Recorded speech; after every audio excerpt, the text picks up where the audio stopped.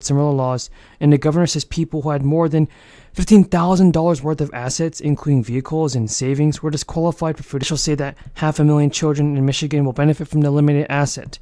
And now in Maine, all recipients of the SNAP program will have their monthly benefits delivered to them by today. SNAP benefits are distributed to eligible residents from the 10th to the 14th of every month, with all beneficiaries scheduled to have their benefits by the month of July by Friday. Now, the next round of SNAP payments will also begin on August 10th. The state of Texas will complete issuing SNAP benefits worth up to $1,700 for a month of July this week. Texas has a long window for issuing payments, lasting through the first 10 days in a month. Even the amount received depends on one family size. A single household will receive $281, and an 8-member household will receive $1,700.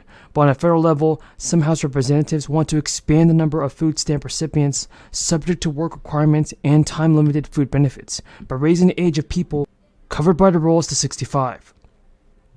Members are writing the bill against the backdrop of extraordinary uncertainty in the economy and inflation, including the cost of food is so high that the Federal Reserve is willing to risk a recession to slow the prices down. Economic disruptions are caused by the crisis in the robust labor market is expected to weaken in the months ahead. The past week, Democrats of the Department of Education announced that it will begin discharging student loan debts for borrowers who've been in repayment for 20 to 25 years under a one-time payment. Around 800,000 borrowers will benefit from this, and there will be $39 billion dropped. Joe Biden said the previous announcement is a one-time adjustment and will become an even more important lifeline for struggling borrowers than repayments start in September. The one-time payment adjustment the Education Department had counts certain months that were previously ineligible towards student loan forgiveness. But now, everybody, the Education Department announced a one-time payment adjustment for all direct loans and federally owned family education loans. Now, the adjustment to student loan accounts will go toward helping borrowers get closer to forgiveness under the income-driven plans. And after this adjustment, people should be getting stimulus payments because the one-time payment adjustment helps to reverse some of the damage caused by loan services that did not properly track deferments or steer borrowers to forbearance, instead of income-driven toward repayment payments, which would have continued toward years of payments. Some borrowers payments to Americans. The Social Security Administration is also looking at a new benefit raise for Social Security beneficiaries.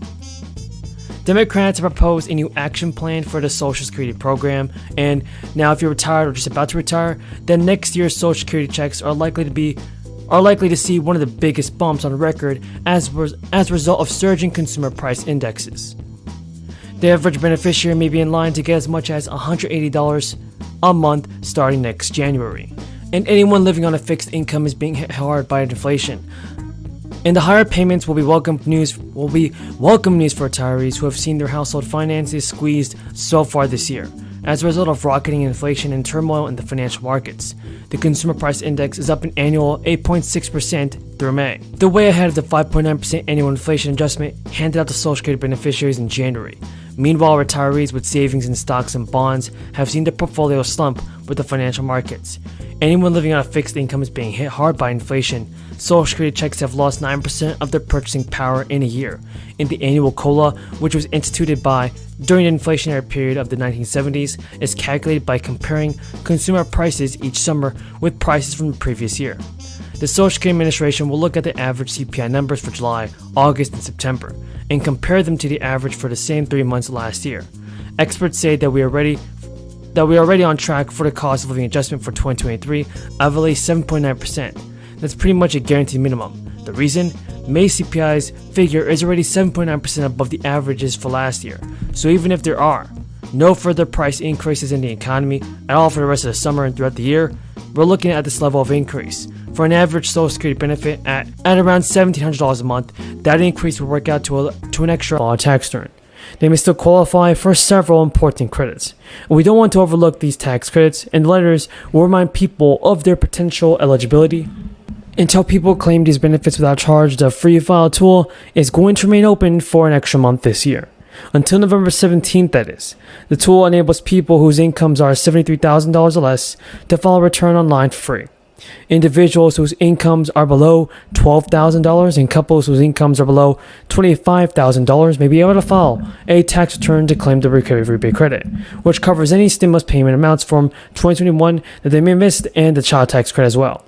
In an effort to help families fight inflation, the New York governor has also announced last month that people in New York will receive an average payment of $270 through the state tax credit program. As part of the 2022-2023 New York State budget, New York taxpayers could receive a check for two different payments under the Empire State Child Credit and the Earned Income Credit. And while the payments will come out as relief for many, most of the state's nearly 20 million residents are eligible. Around 1.75 million low-income New Yorkers and families are eligible for payments. This program will actually put money back into the pockets of nearly 2 million New York families struggling to make ends meet in the face of the crisis. And also, beginning this fall, around 3 million people in Georgia can expect a check of $350 to arrive at their bank, and that's because the governor has released up to $1 billion in crisis aid to send people funds to deal with inflation.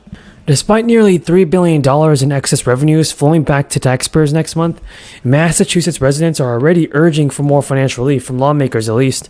Currently eligible residents can expect to receive a rebate that is 13% of their 2021 state income tax liability, with the average amount at about $530. According to Massachusetts Budget and Policy Center, low-income households who do not pay income taxes will not get any refund under the tax cap law, and the bottom 20% of earners will receive an average credit of just $9.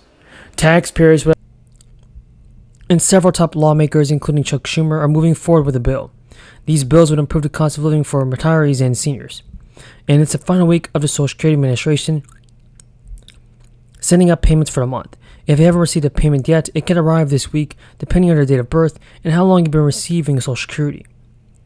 If you receive a SI, you won't actually get a July check, and you should have received it.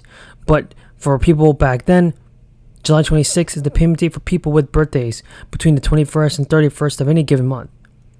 The average American 65 years age and up earns an annual pre-tax income of $55,000, and the same group spends a $52,000 yearly payment or $4,300 a month on things like that.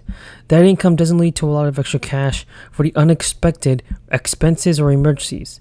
The average American saved 65 to 69% and has about $200,000 in the retirement savings. And according to analysis from the Federal Reserve, many seniors might still need to work even when they reach a retirement age. Because health spending retirees make up an annual income of $7,000, and one way to cut costs when health issues arise is to get easily affordable preventive health care. Home costs represent the largest expense for retirees, accounting for 36% of their annual expenses. Experts say that retirees who want to gain a leg up may want to consider downsizing as prices could remain high.